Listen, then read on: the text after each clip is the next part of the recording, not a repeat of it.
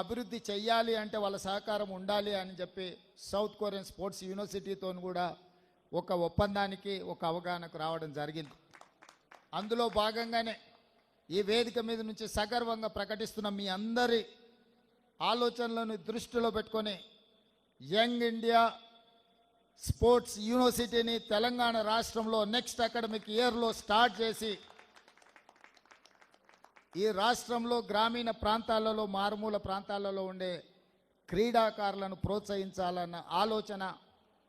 అదేవిధంగా నిన్న నేను ఢిల్లీలో స్పోర్ట్స్ మినిస్టర్ని కలవడం జరిగింది. వారికి విజ్ఞప్తి చేసిన రాబోయే ఖేల్ ఇండియా స్పోర్ట్స్ కానీ నేషనల్ ఈవెంట్స్ని తెలంగాణ రాష్ట్రానికి ఇవ్వండి, అద్భుతంగా మేము నిర్వహిస్తాం, మా దగ్గర ఇన్ఫ్రాస్ట్రక్చర్ ఉన్నదని కూడా యూనియన్ మినిస్టర్కి నేను కలిసి రిప్రజెంటేషన్ ఇవ్వడం జరిగింది.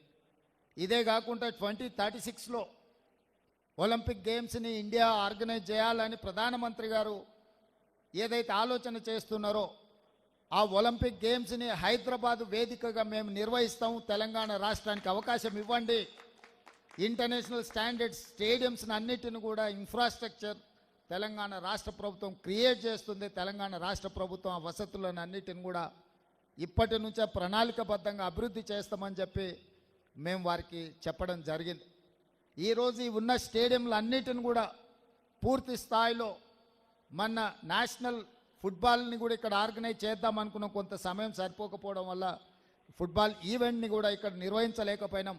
తొందరలో ఈ దేశంలో జరిగే ఏ క్రీడలైనా ఇంక్లూడింగ్ క్రికెట్తో పాటు మిగతా క్రీడల్ని తెలంగాణ రాష్ట్రం నుంచే, ముఖ్యంగా గచ్చిబౌలి ప్రాంతం నుంచే నిర్వహించాలన్న ఆలోచన రాష్ట్ర ప్రభుత్వం చేస్తున్నది.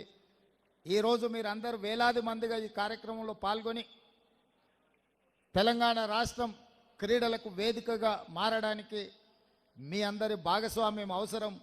తప్పకుండా